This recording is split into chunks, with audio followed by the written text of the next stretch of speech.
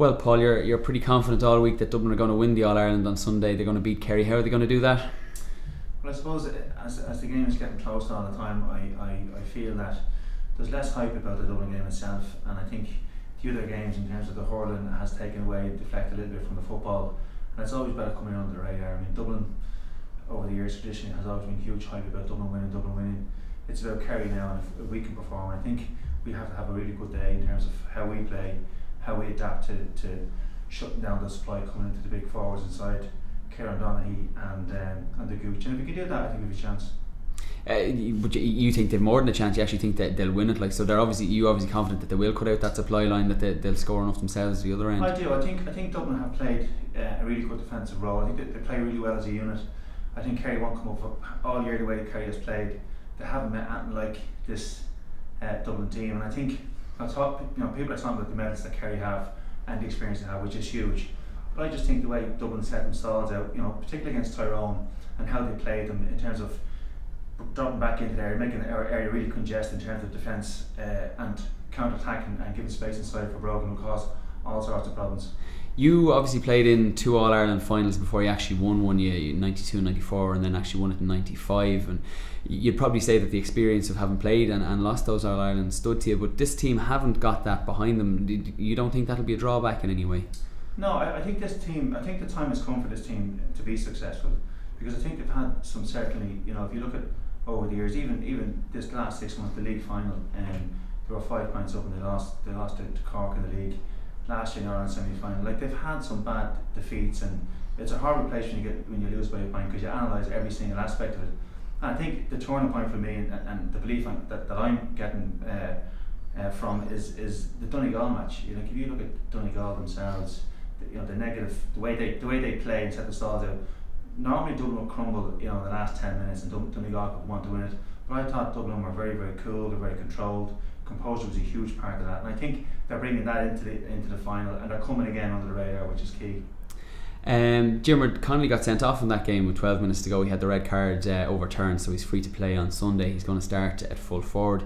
He's going to be a key player for Dublin, isn't he? And he's the sort of player you don't know what you're going to get. He could kick a couple of wides, or he could kick 5 points. What do you think he's going to do on Sunday? I've always said it, like, he needs to get a score early. If he gets a score early, he'll have a fantastic game. And what tends to happen if he misses 2 or 3 early on, for whatever reason, his confidence seems to drop. I think he's had to get a second chance. Having the red card rescinded and him being able to play is a huge plus for him. To miss out on an Ireland final would have been huge. So he's had to get a second chance. And if he gets an opportunity to get the ball over the bar nice and early in the game, I think he'll have a big part to play. And if you have, it's very easy to zone in on one forward like Bernard Brogan, but when you have Dermot Connolly playing well and Bernard and Alan, supplying the ball and making those runs off the shoulder, I think that will cause Kerry problems. And we're hoping that Dermot will have to have, for us to win, Dermot will have to have a big game, and it's certainly in him. He certainly has potential.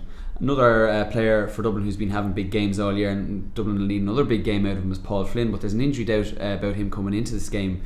Because he suffered a torn hamstring in the semi-final win over Donegal, and Dublin obviously are pretty confident he'll play. Other people outside the camp are saying it's not so clear cut that he is a doubt. Have you heard much about it yourself, Paul? Yeah, well, I think the hamstring, it depends on the grade you do it. They say it was a grade 2. Hamstring is very unknown. They'll be nurturing that hamstring, looking after it. He won't be doing 100% sprints as of yet, and won't do it until probably the day of it if he does start.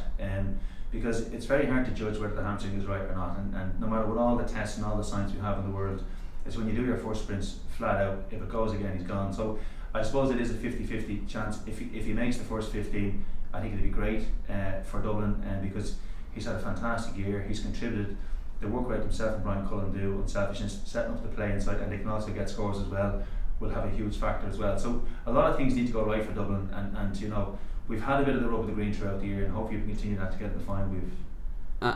Would you start Paul Flynn, or would you have him on the bench under the circumstances, even if he passed the fitness test? If he passed the fitness test, I'd start him, because what you don't want to do is you don't want to take off a player, bring in Paul, and then hit the breakdown after 5 minutes.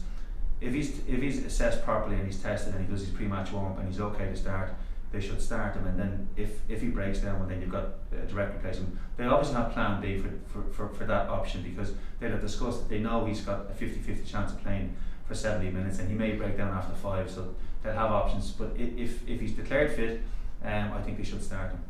Paul, you played in the same 1995 All-Ireland winning team as the current Dublin manager, Pat Gilroy, so you know him pretty well. What would you say makes him a good manager? Because he's the first man in 16 years that's managed to get Dublin to an All-Ireland final since Dr. Pat O'Neill back in 95. So what does he bring to this whole setup? Well, I think you know, if you assess his 3 years when he was there, I think he came in never had managed a team before, under Mickey Whelan, who has managed the Dublin team before and has great experience.